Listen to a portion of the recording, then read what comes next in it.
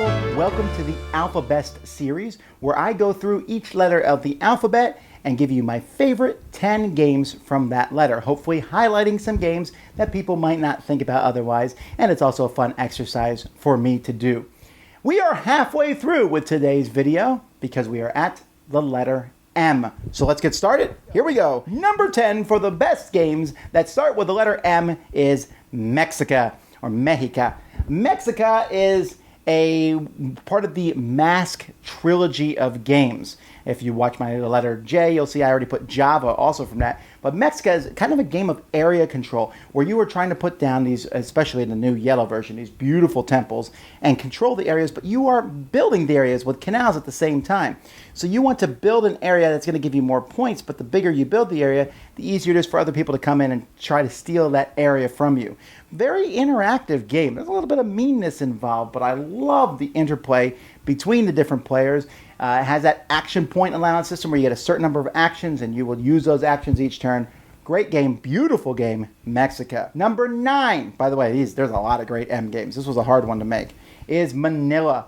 Manila is a game in which there are 3 boats going down the river with different goods on them. The game is essentially a stock market game where you have these different cards that represent these goods and they're going to be worth a certain amount of money at the end of the game. So you want the boats that the goods on the cards you have to get to the end.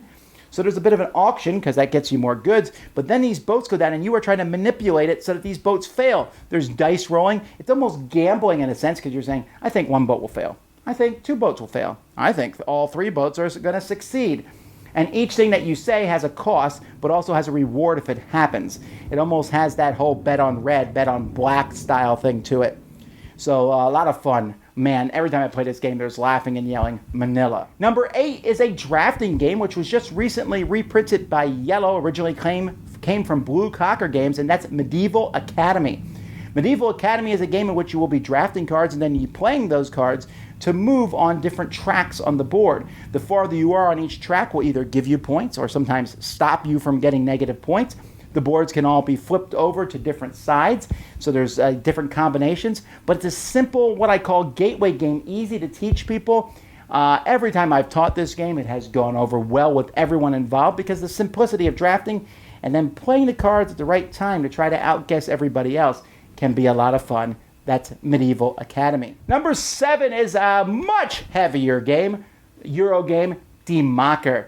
Die Macher is a voting game from Germany. It basically simulates the German elections. You are a corrupt political party because you will change your views to match the people or try to get their views to match your own. You are trying to win several elections. This is not a short game.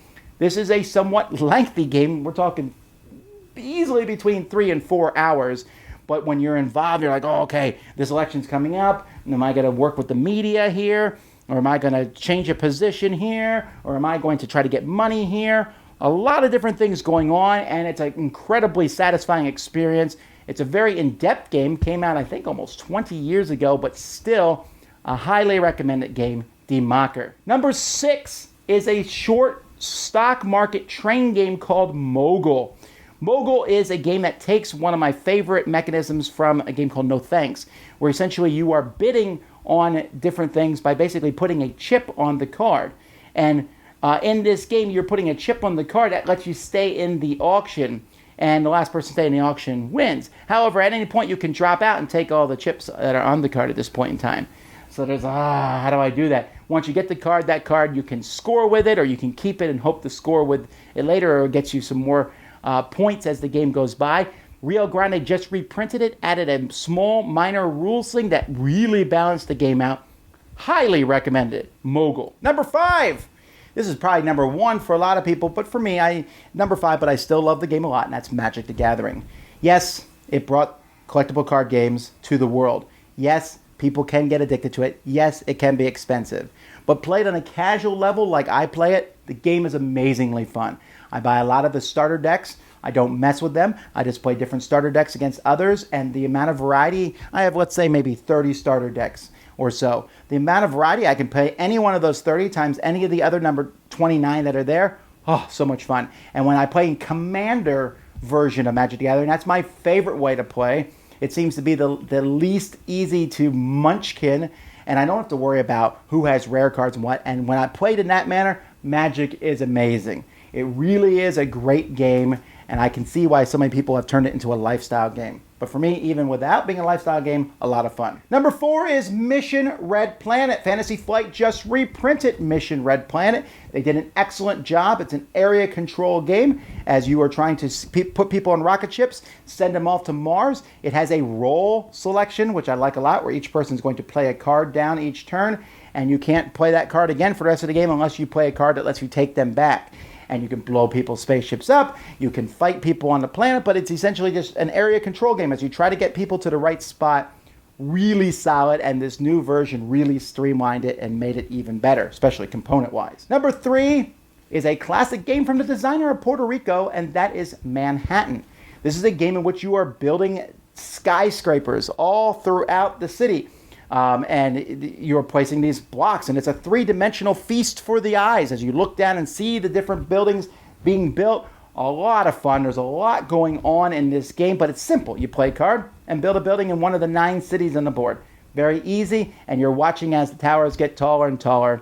Check it out, Manhattan. Number 2 is a fun 2-player war game, although I call it a 2 or 8-player war game, and that's Memoir 44.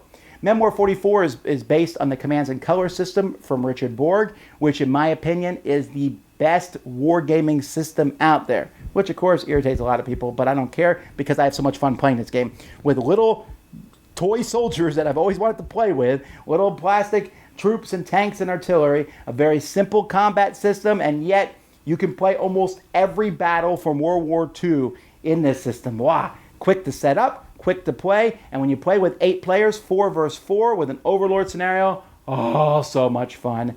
That's Memoir 44. My favorite game that starts with the letter M is a game that's very similar to Magic the Gathering, and that is Mage Wars Academy. Now, I like Mage Wars Arena, which is a great game. Mage Wars Academy streamlined it, took the board away, which I thought, why would you take the board away? But it just works so much better.